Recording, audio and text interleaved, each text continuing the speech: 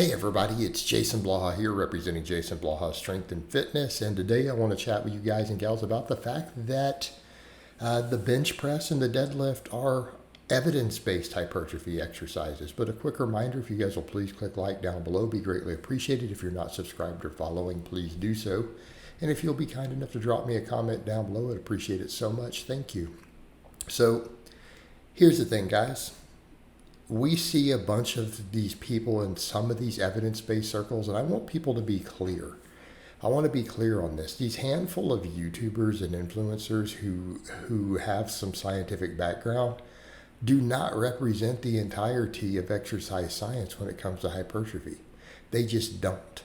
And for some reason, a lot of these circles have decided that they're going to promote lazier training, right? It's this whole idea of, well, we can just do lots and lots and lots of volume and never train hard. Okay? Never train hard, never do anything near failure, and, get people really jacked. Keeping in mind while they're all using plenty of gear too on top of it, but so they come up with these ideas like the stimulus to fatigue. And I'm not saying stuff like this is a bad idea. But when it gets taken to the extreme, it's not the case of, hey, every exercise you do, we need to be looking at stimulus to fatigue. Because we're forgetting that all the best stimulus exercises are high fatigue. Okay? And so what we need to also think about in terms of evidence-based, number one, exercise science is not very good in terms of hypertrophy. Bad science, not the most gifted researchers, right? Brilliant researchers don't generally go into that field. I've heard that criticism made. They just don't care. Lack of funding, low quality studies, low sample sizes. These are actual real problems. But that aside, here's the thing that people need to realize. When it's actually studied, you don't even have evidence, and this is meta-analysis, is saying, yeah, compound movements cause just as much muscle growth as isolation movements in the target muscles. What? That's what meta-analysis is saying. There's no difference. So this also throws out the whole stimulus to fatigue with all of it big time, because that literally means the big exercises cause as much growth. So if there was a stimulus to fatigue problem, these studies would be showing. So this is what people are missing. If the stimulus to fatigue was a real concern, then there would not be as much muscle growth, because the fatigue would be too high to stimulate maximum growth. But that's just not the case. Okay, that's not the case. And I'm not saying, when people say, oh, well, some power lifters don't have as big a quads. Well, a lot of times they're doing a super wide power squat where they don't go that deep. They're using D-wraps, stuff like that. Okay, keep that in mind. Stuff that's going to take some tension off the quad. Right, so just keep that in mind. Plenty of people built their legs off squats. Some of the best legs in bodybuilding even were built off back squats as a primary. Just throwing that out there. Don't listen to this nonsense. But the same when it comes to these other big movements. Look, the research says there's no difference. This kind of throws out the window the idea of stimulus to fatigue being that big of a deal. Okay, because again, otherwise it would show that the lower fatigue exercises cause more growth. They don't.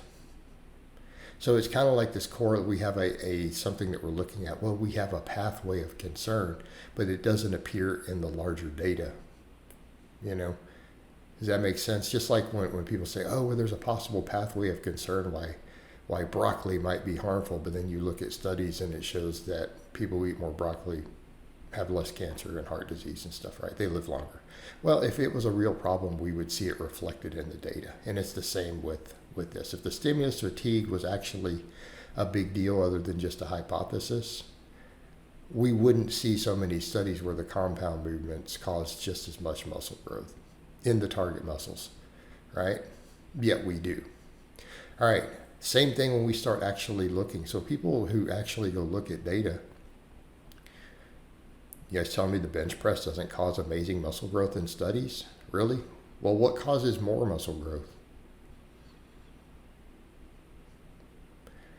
Show me studies where other exercises beat the bench press for chest or even long head or lateral head of the tricep.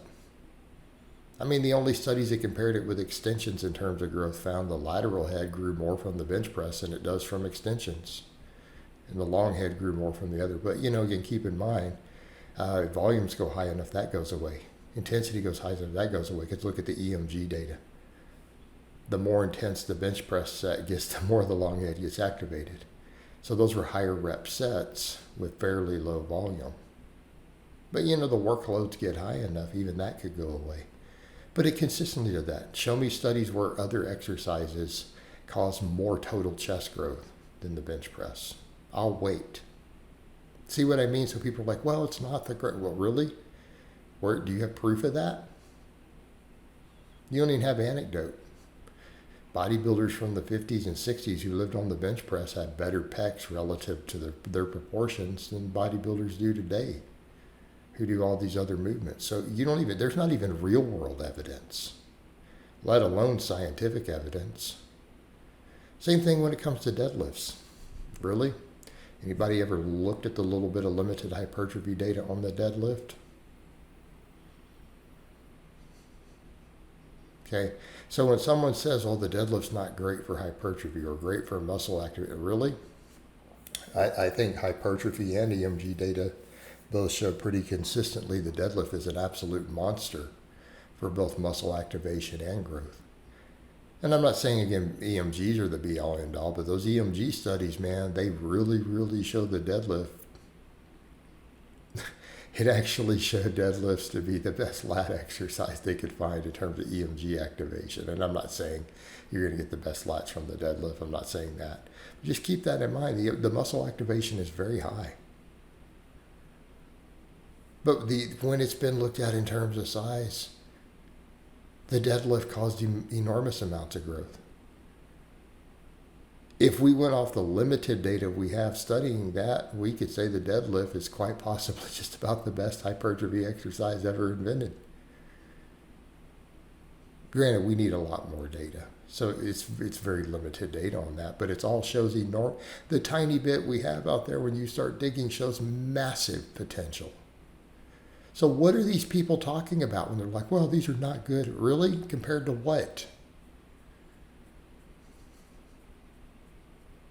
And plenty of coaches in the real world who have backgrounds in this stuff. I get people big on these exercises. We use the classic lifts for hypertrophy just fine. There's no problem with it. And then if people want to say, well, we're talking just competitive bodybuilding because there haven't been tons of Mr. Olympias who did the big three. Exactly. You don't have real world or scientific evidence against this. The people who are promoting this idea are just promoting being lazy because they're lazy people in the gym. It's that simple.